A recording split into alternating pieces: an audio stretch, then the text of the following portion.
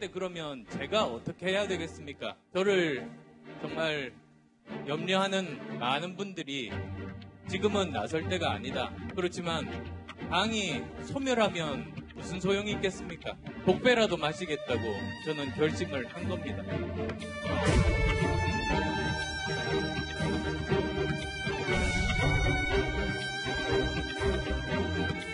새정치라는 것은 이제 허울 좋은 이름이 되어버렸습니다. 사실 우리 전당대회 규칙 같은 것도 사실상 동원선거가 되어버렸습니다. 원내 정당에게 의원들의 의견이 존중되지 않는 정당이라면 그 정당에 돌입할 수 있겠는가?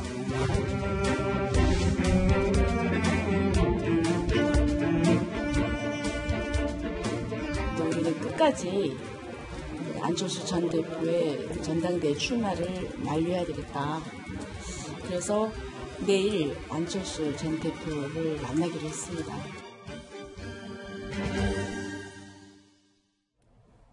자, 조배석 의원이 만난다고 하는 내일이 바로 오늘입니다.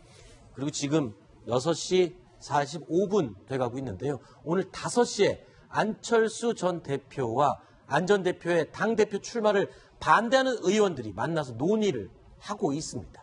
자, 어젯밤 긴급 회동을 가졌던 현역 의원 10명은 이 안 전 대표에게 직접 출마 철회 요청할 것이라고 밝혔는데, 자, 조배숙 의원의 말, 다른 이야기 내용도 함께 다시 들어보겠습니다. 전당대회 출마가 하시면 좀 이것은 부적절하다. 왜냐? 우리가 이 대선에서 패배했다는 거죠. 분위기도 좋았는데 그러면 왜 패배했을까? 그 원인에 대해서 우리가 깊이 반성하고 성찰하는 시간을 가져야 되는데 그게 없이 또 이렇게 나온다고 하는 것은 저는 국민에 대한 도리가 아니다. 조금 동의할 수 없는 부분이 좀 있었습니다. 이제 우리 당이 뭐 소멸로 간다는 그런 말이 있었는데 저는 그거는 너무 앞서 나가시는 것이 아닌가. 자, 방금 들어온 소식입니다. 저희가 이거 방송 진행하는 동안 이 안철수 전 대표와 이 안철수 전 대표의 당대표 선거 출마를 반대하는 의원들과의 이 만남 1시간 만에 끝 마쳤다고 합니다. 결과가 지금 어떻게 나왔다고 합니까?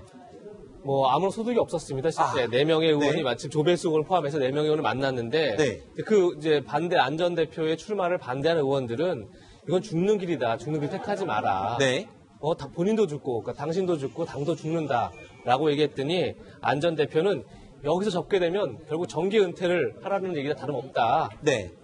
난 여기서 이런 상황에서 정계 은퇴 선언할 수 없는 거고 이 비상 상황에서 가만히 있는 게 오히려 도리가 아니다. 이렇게 분명히 거짓을 밝혔습니다. 네. 따라서 뭐 안 전 대표의 전당대회 당대표를 향한 출마는 뭐 기정사실로 받아들이는 게 맞는 것 같습니다. 네. 좀 분위기가 어땠는지는 이상돈 의원이 했던 네. 한마디로 정리되는 것 같습니다. 벽에 대고 이야기한 것 같았다. 벽에 대고 얘기하는 것 같았다. 그 벽은 안철수 전 대표를 얘기하는 안철수라는 거대한 벽인데 설득을 하려 했으나 받아들여지지 않은 거고요. 네. 안철수 의원 역시 안철수 전 의원, 전 대표 역시 마찬가지였을 겁니다. 야, 나 좀 정치 좀 하려 했는데 너희도 왜 이래? 이런 네. 상황이었을 것 같고요. 생각보다는 길었던 것 같아요. 10분, 15분에 끝날 것 같다는 그런 면담이 1시간까지 이어진 것. 네. 그래도는 길게 했던 것 같습니다. 일단은 뭐 강행 의지를 확고하게 밝힌 안철수 전 대표. 글쎄요.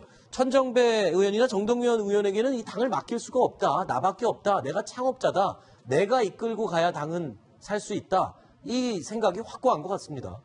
그런 것 같습니다. 그러니까 안 전 대표가 뭐 국민의당을 창당했던 주역이고 본인의 당이라고 할 수 있죠. 그래서 거기서 본인이 지난 총선에서 어쨌든 제3당으로 만들었고 이번 대선에서 20% 가까이 이제 20%의 대선 득표를 올렸던 그 당이기 때문에 이 당이 지금 어쨌든 간에 지방선거를 남겨두고 그러니까 생존 여부 자체가 과연 국민의당이 앞으로 계속 존속할 수 있느냐 아니냐의 그런 기로에 서 있는데 내가 모른 척할 수 없다. 이런 게 분명히 생각이 있는 거고요. 두 번째는 지금 앵커도 말했지만 천정배, 정동영 두 의원이 지금 당대표에 출마한 상태입니다. 출마 선언한 상태입니다. 그래서 두 의원이 누구냐면 둘 다 굉장히 옛날 열린우리당 때 주역이었죠. 열린우리당 창당의 주역이었고 지금 민주당과 굉장히 가까운 세력이죠. 그리고 특히나 햇볕 정책 이런 거에 있어서 가장 어떻게 보면 가장 민주당과 성격이 잘 맞는 그런 사람들이죠. 따라서 만약 이 사람들이 당대표가 되면 그런 민주당과의 차별화가 사라져버리고 결국은 민주당 이중대가 돼서 자연스럽게 흡수될 수밖에 없을 것이다. 네. 이것이 안 전 대표가 우려하는 포인트가 아닌가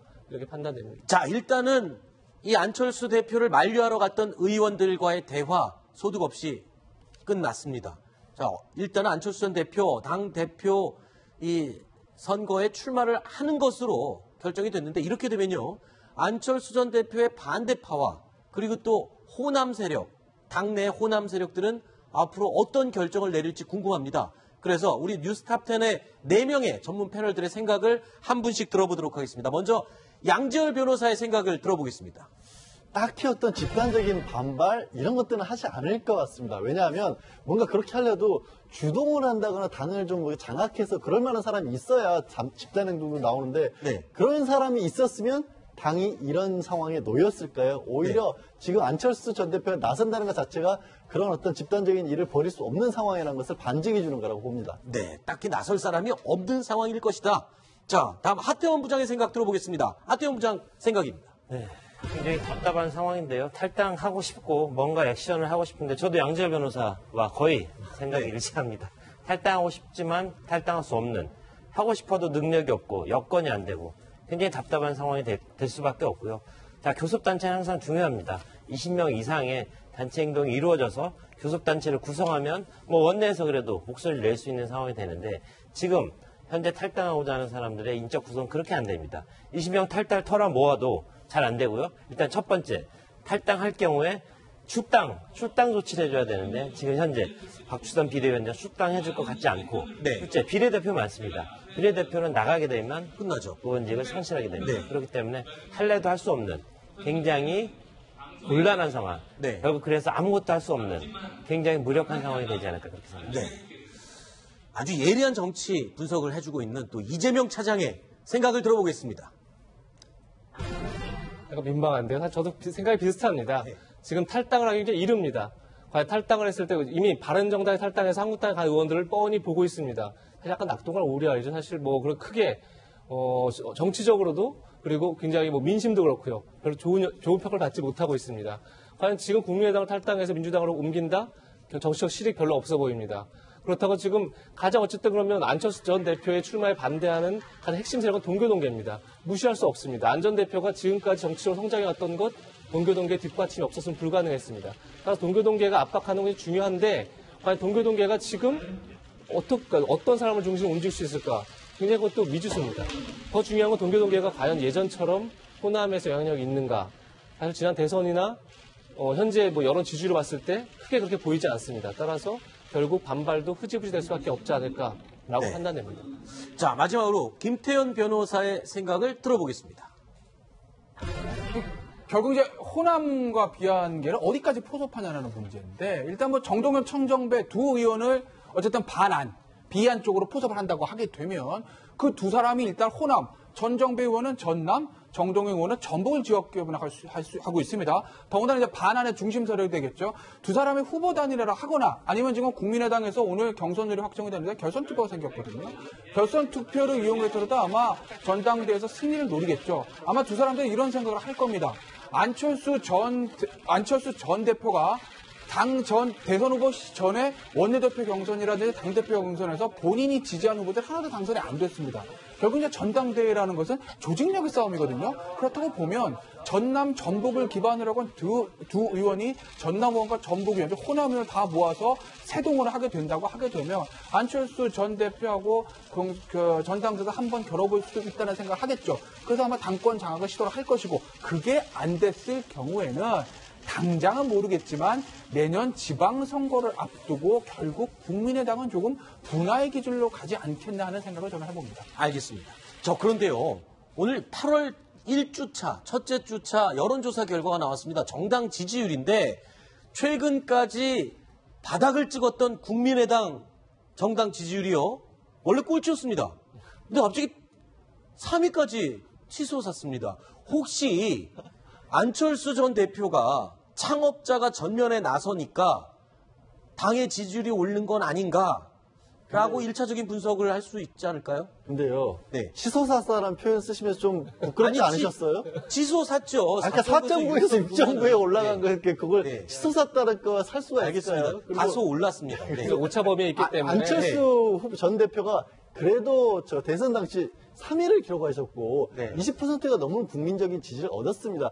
아직도 분명히 안철수라는 정치인들을 지지하는 분들 중에는 상당수가 있다고 저는 봅니다. 네네. 하지만 문제는 아까 오늘 만남 자리에서 황준호 전 의원이 이런 얘기를 하셨습니다.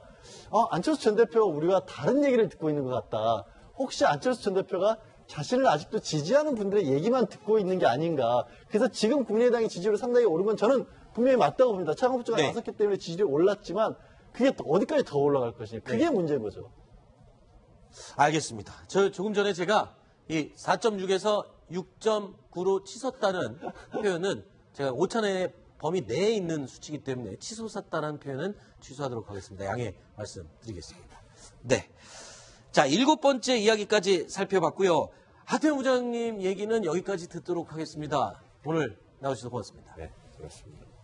자, 다음 8번째 이야기 준비되어 있습니다. 저희가 오늘 6위로 꼽은 소식인데요. 화면으로 만나보시죠.